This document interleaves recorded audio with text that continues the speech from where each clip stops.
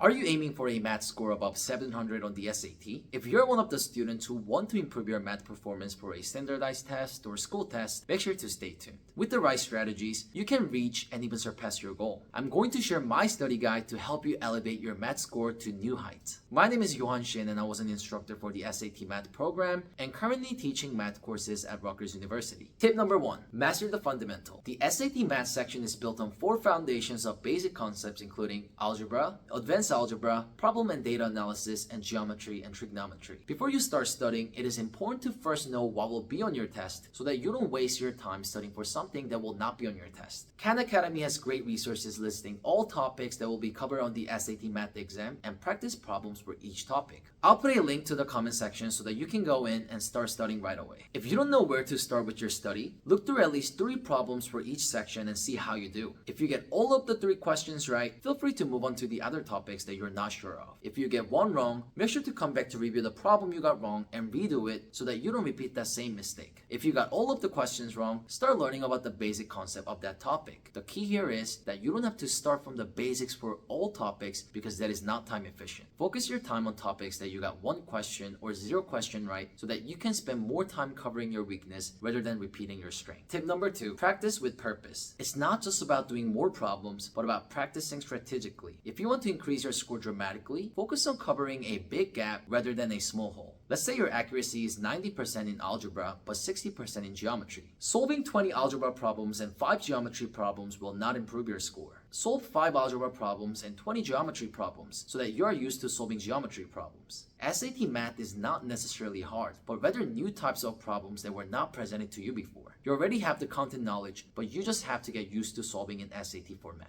More problem solving to improve your weakness will bring a dramatic improvement to your score. If you're stuck at 700 and can't seem to achieve a higher score, move on to solving open-ended questions rather than multiple choice questions. If you're already in the 700 to 750 points range, you're pretty good at the basic level problems. Solving open-ended questions will train you to be more critical with your thinking and improve your problem solving skills. The better you get with your problem solving skills, the better you will do for your overall test. Don't focus on the number of problems you solve at this point, but focus on the steps and approaches you take with your problems. Even if you don't know how to solve that problem, give yourself at least 10 minutes to think about different ways to solve it to train your problem solving skills. Oftentimes, many students give about 2 to 3 minutes and look up the answer and explanation. If you continue to do this, you're not allowing your brain to solve new types of problems which are crucial to do well on the SAT. You may be able to remember the ways to solve the same type of problem, but you will not be developing problem solving skills for new types of problems. Start increasing the quality of your problem solving skill, not quantity, so that you can improve your score to 750 and above. If your score is 600 and below, focus on solving many problems rather than focusing on difficult problems. Your focus should be improving fundamentals by going over the problems that you got wrong so that you can reduce your mistakes to slowly improve your grade. Solving many problems will help you to get familiarized with different types of problems and it will become easier for you to take the test. By ensuring to not repeat your mistakes, you will quickly be able to bring your score near 700 and beyond. Tips number 3, improving time management. The SAT math section is timed, so being able to work quickly and efficiently is key. This is why it is important to take practice exam to mimic the testing environment under time conditions so that you get used to working under time pressure. Having an actual clock in the room while you take your practice exam will be a good reminder for you to pace yourself with remaining time and be strategic with it. If you finish your exam much earlier, make sure to go over the exam and see whether you made any mistakes. If you didn't finish your exam on time, think about what you can do to save time so that you can finish your exam with extra time. When you take practice exams, try your best to take them at the same time as you would take your real SAT exam.